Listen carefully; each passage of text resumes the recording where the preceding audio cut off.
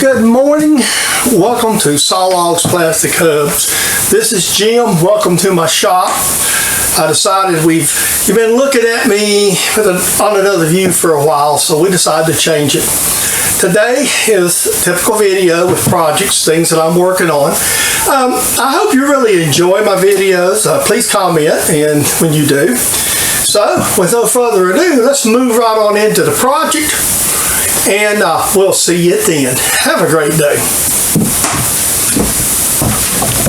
Afternoon, this is Jim, and today's project is installing this Quill readout from Shaw's on my mill. You'll probably, I don't know how my videos will work, but this particular one is a recent purchase I bought from Shaw's to give me a digital readout for the mill.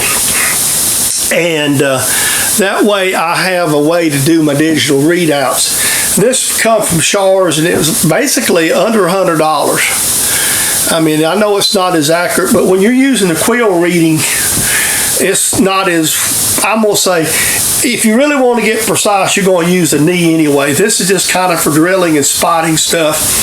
And I still actually have my stop function fairly much so working underneath here. And here on my mill is, is all the stuff for the Shaw's readout that we're going to be installing on the mill. So that's what we're going to do today. We had other plans, but they kind of got changed because of the weather. So it's a rainy day. We're in the shop. We're going to go to work. Okay, the first thing I've discovered is I'm going to modify my bracket to use 1032 screws. I've already drilled the bottom one out for this. And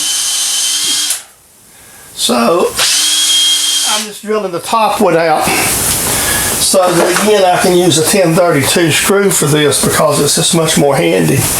I've got plenty of 1032s. So I just, again, this is preference because I've got I've actually just happened to have the screws. I've got plenty of them. So that's also going to necessitate me modifying the bracket and opening it up a little bit for the screws. Okay, I dropped the screw. I can't find it. It came with the kit. So I mocked it up a minute ago with a regular screw, and I just decided that I'm just going to rethread this thing and put 1032 in it. But I've got plenty of them. We're just like the base. You know, it's just, this is actually going to work right fine without doing anything. And this is just another one of them things that I'm saving myself some trouble because I've got all this. I got 1032s. And so, well, just got the last step. I've got the screws in. I'll bring you around to the front. You see that I've got the screws mounted. Now, the way this has got a little stem in it, and it fits in there, but there's a little slack. So I'm going to actually remachine me something else and do a little bit of engineering here. So I'm going to basically take this thing apart and see what I can do. All right, what we're going to do here is I've got this little piece of aluminum stock, and we're going to make a bushing. And what I'm going to do is make the bushing so it can slide in there. I'm just going to make it long enough to where I'm going to drill it and bore it to fit the other piece.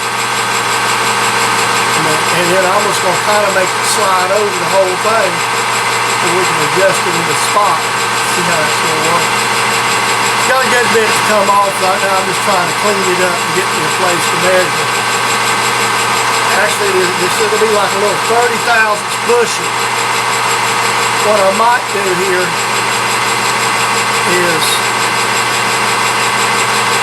make the bushing and make it a little long, and then we make several attempts to fit everything up.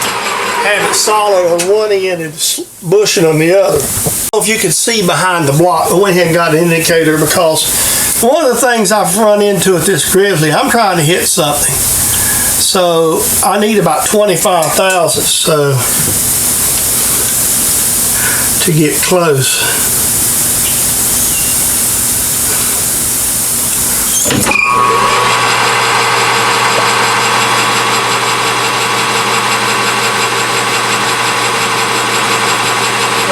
Once I turn this down to where I think it needs to be, I'm going to take it over to the mill and fit it. And what we'll do to keep this true, I'll show you what we'll do in a second.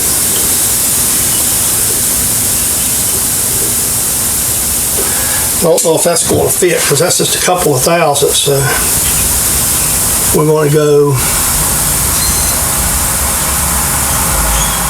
about that much. Take it up.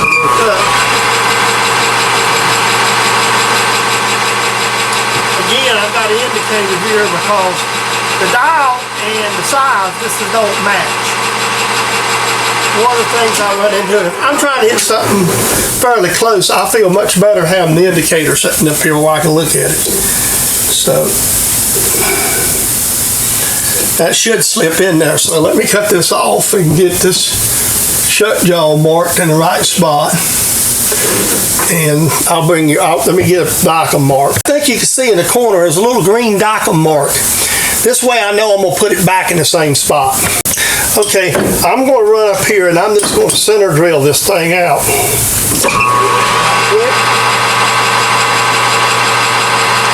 Then we're going to set it up. I'm going to drill, let me double check my sizes before I come back, but I think I'm going to be able to drill it with a half. Now we're going to drill this thing in approximately 1/4 of an inch.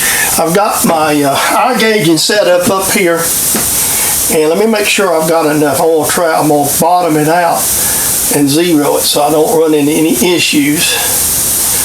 Okay, everything's tight, good and to go. I'm going to drill in here 250,000. It's going to be a lot of wall of this right here.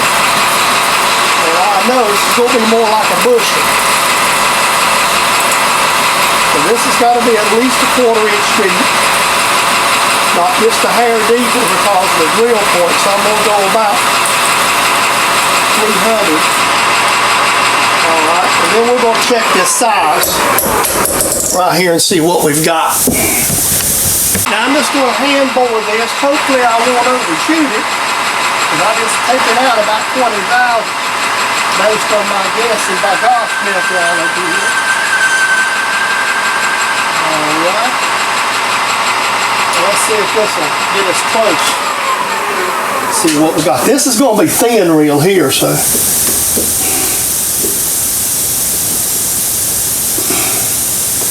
According to that, I like about 5,000. So I'm going to try to hit this and then we're going to fit it. So if I like 5,000, let me zero this. And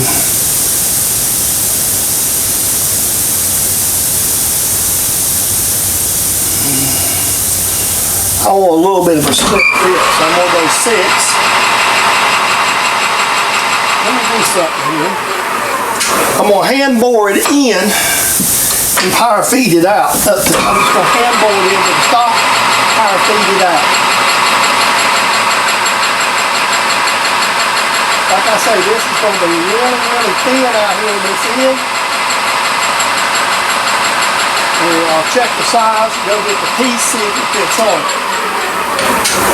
And so that way I'll know I'll be good here.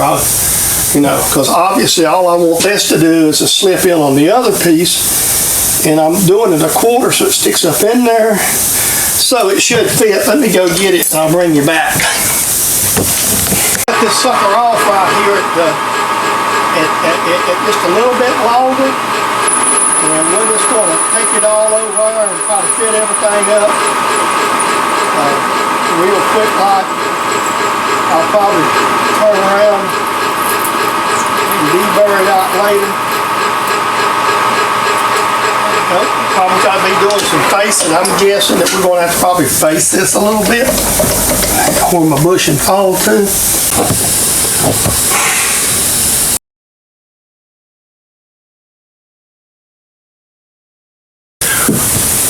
I'm glad you enjoyed today's video. I hope it was entertaining and somewhat educational.